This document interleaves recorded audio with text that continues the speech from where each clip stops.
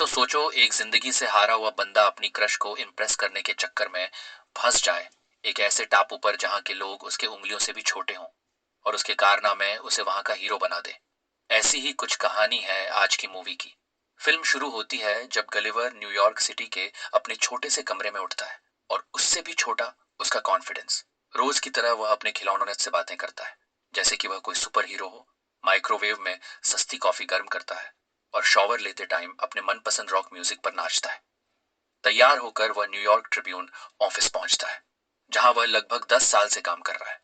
इतने सालों के बाद भी उसे हमेशा छोटे छोटे दफ्तर वाले काम ही दिए जाते हैं। पार्सल पहुंचाना, फाइलें इधर उधर ले जाना और बाकी स्टाफ की छोटी मोटी मदद करना। कभी कभी उसे लगता है कि उसकी मेहनत नोटिस ही नहीं होती। एक दिन उसकी मुलाकात नए कर्मचारी डैन से होती है और दोनों जल्द ही अच्छे दोस्त बन जाते हैं। गलीवर उससे सीनियर होता है इसलिए डैन उसकी इज्जत करता है, लेकिन गलीवर में कॉन्फिडेंस की कमी होने की वजह से वह कभी बॉस जैसा बर्ताव नहीं करता। दोनों पूरे ऑफिस में चिट्ठियां और पार्सल देने जाते हैं। इसी दौरान वे दोनों गलीवर की कई सालों पुरानी क्रश डार्स सिल्वरमैन के केबिन के पास से गुजरते हैं। गलीवर सालों से डार्सी को पसंद करता है, लेकिन कभी हिम्मत जुटाकर उससे बात नहीं कर पाया। उसे देखते ही गलीवर घबरा जाता है और डैन भी ये बात नोटिस कर लेता है। उसी दिन डैन को पता चलता है कि उसे प्रमोशन मिल गया है, जबकि उसे ऑफिस ज्वाइन किए थोड़ा ही समय हुआ है। दूसरी तरफ गलीवर जो 10 साल से काम कर रहा है उसे आज तक कोई नोटिस भी नहीं करता। डैन साफ साफ कहता है कि गलीवर की तरक्की इसलिए नहीं होती क्योंकि वह हमेशा डर जाता है और खुद को आगे नहीं रखता। यह सुनकर गलीवर उदास होकर बाहर चला जाता है। बाहर टहलते हुए वह देखता है कि डार्सी अभी भी ऑफिस में काम कर रही है। वह हिम्मत जुटाकर उसके केबिन में जाता है। सोचता है कि कुछ बात करेगा, लेकिन जैसे ही अंदर जाता है घबराहट में वह कुछ भी बोल नहीं पाता और अचानक से ट्रैवल राइटिंग वाला फॉर्म मांग लेता है। डार्सी थोड़ा हैरान होती है लेकिन मुस्कुराकर पूछती है कि क्या उसे सच में ट्रैवल जर्नलिज्म में दिलचस्पी है। डरते डरते गलीवर हाँ बोल देता है।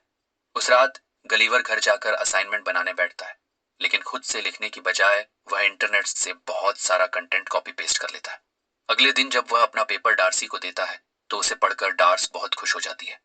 उसे लगता है कि गलीवर बहुत अच्छा लिखता है।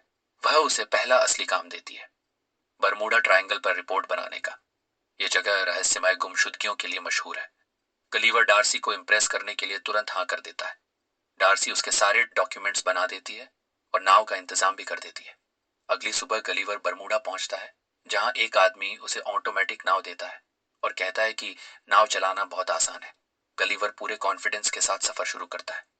शुरू के कुछ घंटे वह मजे से समुद्र देखता है, मैगजीन पढ़ता है, फोटो खींचता है और खुद को बड़ा बहादुर महसूस करता है।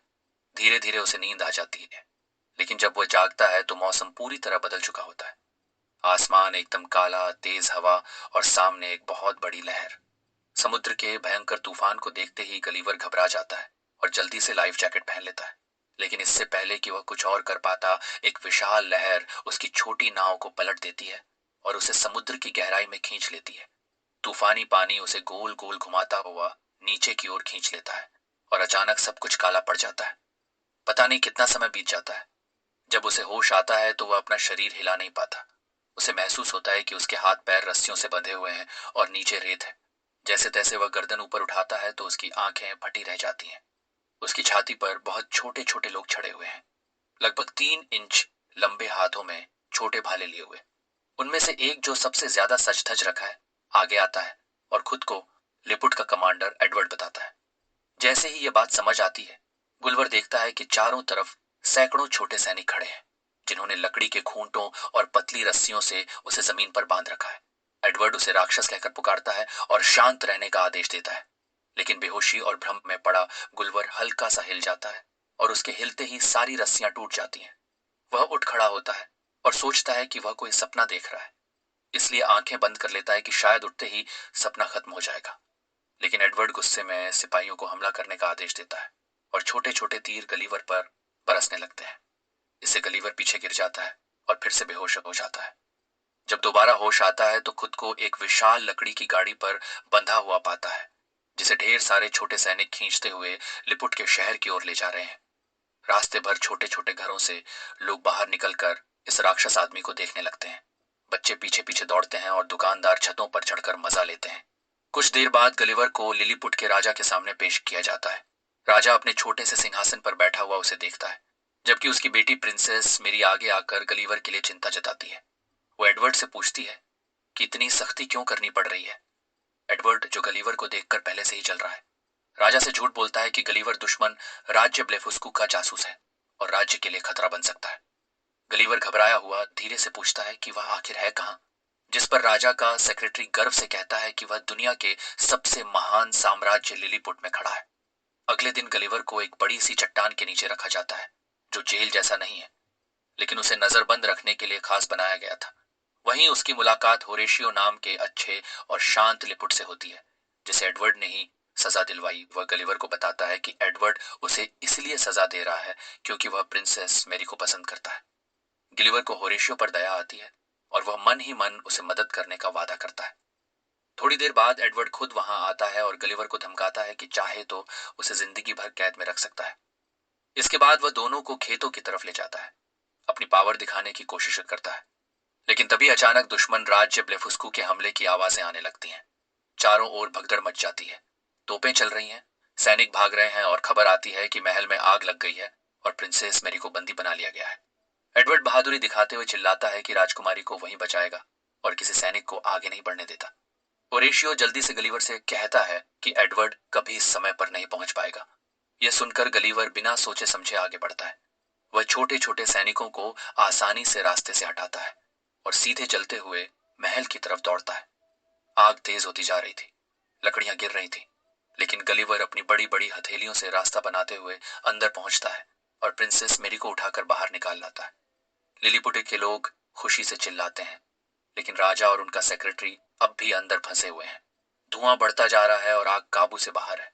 आखिरी कोशिश में गलीवर वही करता है जो अकेला उपाय बचा था। वह महल पर पेशाब करके आग बुझा देता है। यह दृश्य जितना अजीब और शर्मनाक है, उतना ही जरूरी भी था, क्योंकि इससे राजा और पूरे महल की जान बच जाती है। अब गलीवर पूरे लिपुट का हीरो बन जाता है। लोग उसकी जय जयकार करते हैं और राजा भी उसका शुक्रगुजार है। तालियां थमने का नाम ही नहीं ले रही थी। चारों तरफ लोग खुश होकर शोर मचा रहे थे। राजा बच गए थे, प्रिंसेस सुरक्षित थी और गलिवर पहली बार इस छोटे से राज्य में एक सच्चे हीरो की तरह खड़ा था। उसी खुशी में राजा ने तुरंत होरेशियों को भी जेल से आजाद करवाया और गलीवर का शुक्रिया करते हुए उसे रात की शाही दावत में बुला लिया। लेकिन पीछे खड़ा एडवर्ड गलीवर की बढ़ती इज्जत देखकर अंदर ही अंदर जल रहा होता है। दावत में राजा हंसते हुए गुलवर से पूछता है कि वह कहां से आया है, और गलीवर, जिसे लाइफ में पहली बार इतने लोगों का प्यार मिला था, अचानक वह बोल पड़ता है कि वह मैनहट्टन का नहीं, पूरे न्यूयॉर्क का प्रेसिडेंट है।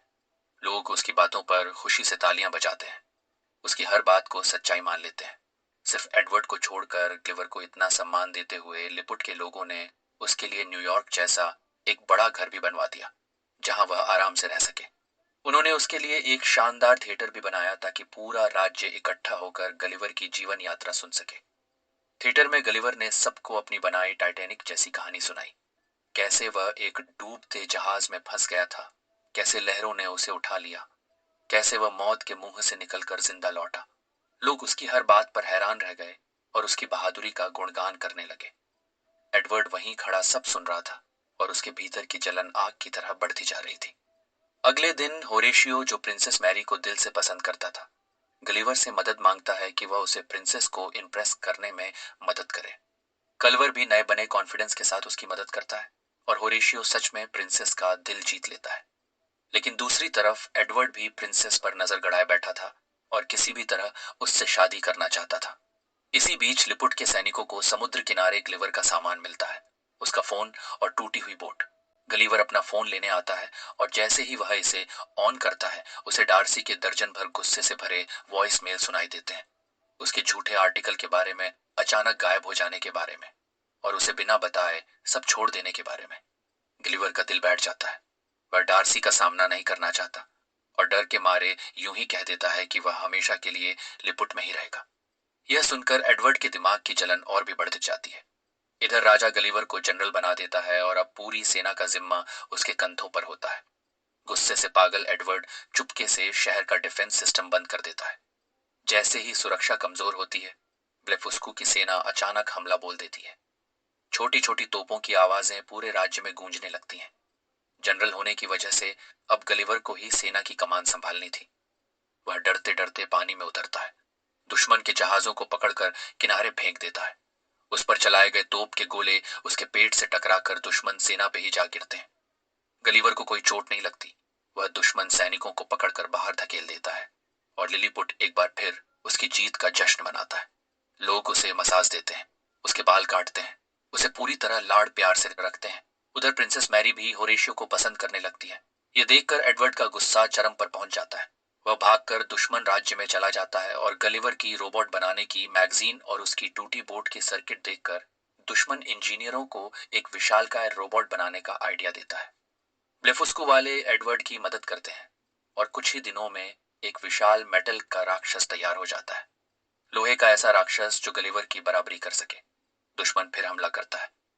इस बार गलिवर सोचता है कि वह पहले की तरह ही छोटे सैनिकों से भिड़ेगा, लेकिन जैसे ही वह मैदान में आता है उसके सामने एक विशाल रोबोट खड़ा होता है। एडवर्ड उसके अंदर बैठा होता है और उसकी आवाज स्पीकर से राक्षस की तरह गूंजती है। एडवर्ड गलिवर को खुलेआम चुनौती देता है। गलिवर के पास लड़ाई स्वीकार करने के अलावा कोई रास्ता नहीं बचता। वह पूरी ताकत से रोबोट को पीछे धकेलने की कोशिश करता है, लेकिन लोहे का यह रोबोट उससे कहीं ज्यादा पावरफुल था। रोबोट उसकी पैंट पकड़कर उसे ऊपर उठा लेता है और लिलीपुट के लोगों के सामने उसे हरा देता है। गिरते हुए, बेइज्जती सहते हुए गलीवर सबके सामने कबूल कर लेता है कि उसने बहुत झूठ बोले थे। वह प्रेसिडेंट नहीं है, ना टाइटेनिक का हीरो, ना कोई महान योद्धा। वह बस एक साधारण इंसान है जो अपनी कमजोरी छिपाने के लिए कहानियां बना रहा था। यह सुनते ही राजा और लिपुटवासी सदमे में आ जाते हैं। एडवर्ड और भी ज्यादा खूंखार हो जाता है और गलीवर को एक दूर के टापू पर देश निकाला दे देता है। गलीवर को समुद्र में बहाते बहाते एक ऐसी जगह पहुंचा दिया जाता है जहां उससे भी बड़े विशाल इंसान रहते थे। एक छोटी सी बच्ची जो गलीवर से कई गुना बड़ी थी उसे खिलौना समझकर उठा लेती है और अपने बड़े से डॉल हाउस में रख देती है। वह उसे चाय सेट के बगल में बिठाती है, उसके साथ खेलने लगती है और गलीवर खुद को एक असहाय खिलौने की तरह महसूस करता है। उधर डार्सी भी गलीवर को ढूंढते ढूंढते उसी द्वीप लिलीपुट पर पहुंच जाती है, लेकिन एडवर्ड को जब ये पता चलता है कि डार्सी आई है, वह उसे भी कैद कर लेता है। एडवर्ड ने राजा और रानी को भी कैद कर रखा होता है और पूरी सत्ता अपने हाथ में ले ली थी। यह सब जानकर होरेशियो भागकर जायंट टापू आता है और गलीवर को सब बताता है। बच्ची के खिलौनों में उसको पुराना सैनिक वाला पैराशूट मिलता है जिसे पहनकर गलीवर वहां से भाग निकलता है। दोनों मिलकर डार्सी और राजा रानी को छुड़ाते हैं। फिर गिलिवर लिपुट पहुंचकर सबसे पहले डार्सी से मिलता है और फाइनली उसे अपने दिल की बात बता देता है कि वह उससे सच्चा प्यार करता है और अब उससे कुछ भी छिपाना नहीं चाहता। अगले दिन गलीवर एडवर्ड को मुकाबले की चुनौती देता है। इस बार अपनी शान के लिए नहीं बल्कि लिलीपुट के लोगों की रक्षा करने के लिए दोनों का आमना सामना होता है। रोबोट फिर हावी होने लगता है, लेकिन होरेशियो चुपके से रोबोट के अंदर घुस जाता है और उसकी पावर लाइन काट देता है। जैसे ही रोबोट बंद पड़ता है, गलीवर उसे गिरा देता है और लोग खुशी से नाचने लगते हैं। राजा भी गलीवर का सम्मान वापस लौटा देता है और होरेशियो को प्रिंसेस मैरी से शादी की इजाजत मिल जाती है। गुस्से में एडवर्ड प्रिंसेस को पकड़ने की कोशिश करता है, लेकिन प्रिंसेस खुद उसे एक थप्पड़ में सुला देती है और उसे हमेशा के लिए कैद कर लिया जाता है। डार्सी पहली बार गलीवर को किस करती है। लिलीपुट और ब्लेफुस्कू के बीच की दुश्मनी भी खत्म हो जाती है और दोनों राज्य दोस्त बन जाते हैं। गलिवर और डार्स अपनी बोट रिपेयर करके वापस न्यूयॉर्क लौट आते हैं। कुछ हफ्तों बाद गलिवर अपनी पुरानी नौकरी छोड़कर ट्रैवल राइटर बन जाता है और अब वो और डार्सी साथ में एक खूब खुशियों भरी लाइफ जीते हैं। और इसी के साथ फिल्म का दिल को छू लेने वाला हैप्पी एंडिंग हो जाता है ये।